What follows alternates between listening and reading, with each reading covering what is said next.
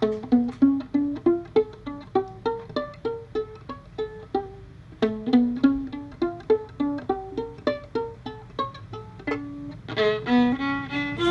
five! Justice now! Free the five! Justice now! Free the five! Justice now! My name is Irma Gonzalez. I'm the daughter of Olga Salanueva and Rene Gonzalez, one of the 5 Cubans who are in prison in the United States for fighting terrorism. They were in prison 12 years ago. They were arrested on September 12, 1998. They were in Miami, infiltrating terrorist organizations that live in Miami, organize themselves in Miami to commit terrorist acts against Cuba. These terrorist acts has cost the life of more than 3,000 people in Cuba and have injured more than 2,000 who are now disabled because of these terrorist organizations. And these Cuban 5, they were in Miami infiltrating these organizations in order to prevent death from happening in Cuba. In 1998, the Cuban authorities gave information to the U.S. authorities about this organization, these terrorist organizations, hoping for them to do something about it to stop these organizations. And instead, the U.S. authorities arrested the 5. And since then, we've been struggling for justice to be done. My mom and Adriana, which is Gerardo's wife, both of them haven't been able to go and visit them in prison. In the case of my mother, she was living with my father in Miami when he got arrested. And a year after that, when the trial was going to begin, the prosecution tried to negotiate with my dad to try to make him testify against the other 4. Like he didn't do so.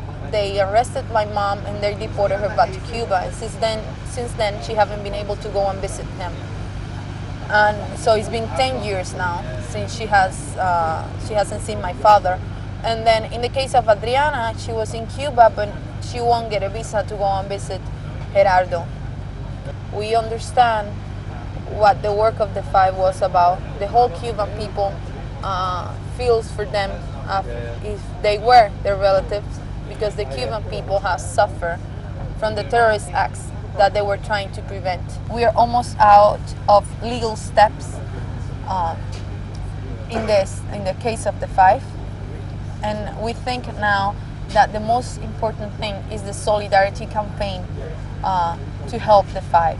The last time Gerardo Hernandez, one of the 5, was in the hall, which is a punishment cell, with no excuse, and he was also ill. He was having blood pressure problems. We didn't know when he was going to come out, as many times before when they have been put in these punishment cells. But thanks to the pressure of the solidarity campaign all around the world, he was released sooner than we thought. So for us, the kids that have grown up without their fathers, who have grown up seeing their mothers suffer for having their partner away, and for those kids who haven't been able to be born, in the case of 2 of the 5, who are the younger ones, who have no kids and who may not have kids, I think it is time for that to stop. It is time for justice to be done. That's why we're here today in this vigil that has been done many times before in front of the U.S. Embassy, where the noble people and honest people with sense of justice of Great Britain, of the United Kingdom, have gathered to scream for the freedom of the 5. 8 winners of Nobel Prizes have supported them. 110 members of the British House of Commons have supported them. Amnesty International supports them. And there's no doubt that these people, like many others, including Mahatma Gandhi and Nelson Mandela, who served many years in prison, will come out, and when they come out they will know that they have had the friendship of the British people. And we're united in common decency and humanity and a fight for justice.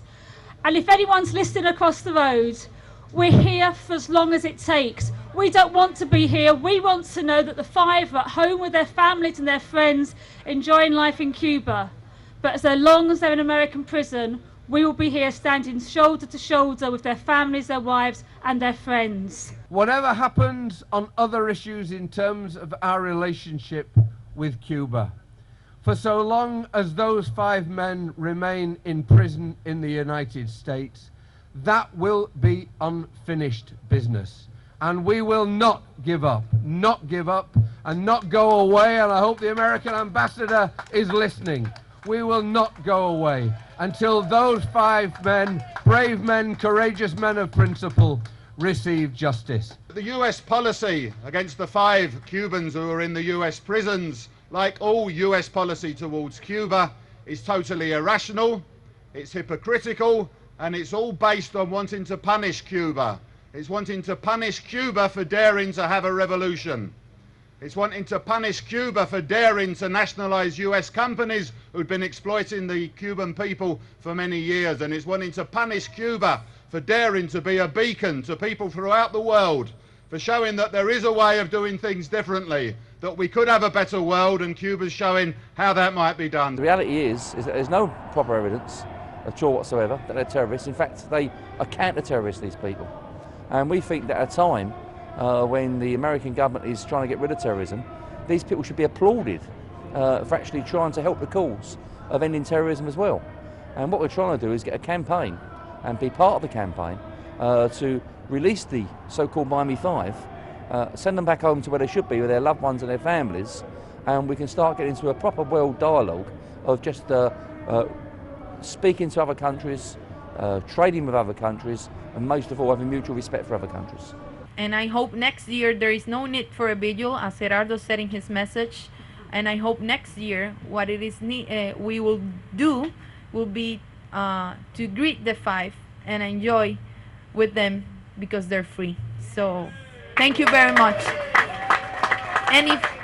And I know that their freedom is gonna be made possible because of your effort and your love and your struggle.